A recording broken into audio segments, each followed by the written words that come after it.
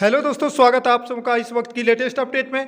तो दोस्तों, एक बड़ी खबर आ रही है कि पहली कैबिनेट में ही पारा शिक्षकों को किया जाएगा अस्थायी। आनी अगर सरकार बनेगी इनकी राजा पीटर की, तो ये पहली कैबिनेट में ही ये निर्णय ले लेंगे, एक प्रस्ताव पास करेंगे जिसमें झारखंड के तमाम पारा शिक्षकों को अस्थायी कर दिया जाएगा जो टेट पास होंगे। ठीक है, तो आइए देख लेते हैं इनका डिटेल से जो विवरण इनका आया है। कल ये जो है जनता के बीच में ये बात बोल रहे थे और हिंदुस्तान के फ्रंट पेज में ही आया था, पहली कैबिनेट में टेट पास पारा शिक्षक होंगे अस्थायी। इनका क्या कहना है यहाँ पर आप देखेंगे। तमाड़ की जनता, यहाँ पे इनका देखिए, राज्य में एनडीए की सरकार बनाने का आह्वान। इसी बीच इनका कहना है कि तमाड़ की जनता यदि मुझे विजयी बनाती है तो राज्य में एनडीए की सरकार बनती है। ठीक है, यदि राज्य में एनडीए की सरकार बनती है तो कैबिनेट की पहली बैठक में टेट पास सभी पारा शिक्षकों को अस्थायी किया जाएगा। उक्त बातें तमाड़ विधानसभा क्षेत्र से जदयू के एनडीए प्रत्याशी राजा पीटर ने सोमवार को मिलन मंदिर क्लब में व्यवसायियों को, देखिए यहाँ पे क्या है, व्यवसायियों के साथ एक बैठक में कही।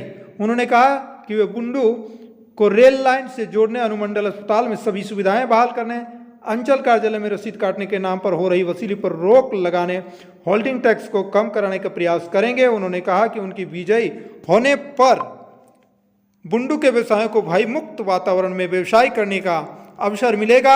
आजसू नेता राम दुर्लभ सिंह मुंडा ने कहा कि रोटी को पलटना जरूरी है, अन्यथा रोटी जल जाएगी और इस बार तमाड़ की जनता अपना प्रतिनिधि बदलेगी। राजा पीटर रिकॉर्ड मतों से विजयी होंगे। पूर्व नगर पंचायत अध्यक्ष राजेश उरांव ने कहा कि बुंडू नगर पंचायत द्वारा कराए गए विकास कार्यों को विधायक विकास मुंडा अपनी उपलब्धि बताकर वोट मांग रहे हैं। तो यहाँ पे एक बात कहना है दोस्तों, चुनाव आते हैं और जो प्रतिनिधि होते हैं, चाहे वो किसी भी पार्टी के हों, वे बड़े बड़े वादे कर जाते हैं और वही वादे यहाँ पर राजा पीटर जी कर रहे हैं। पहली कैबिनेट में टेट पास पारा शिक्षक होंगे अस्थायी, जो कि ये बिल्कुल साफ है कि 100% ये झूठ है।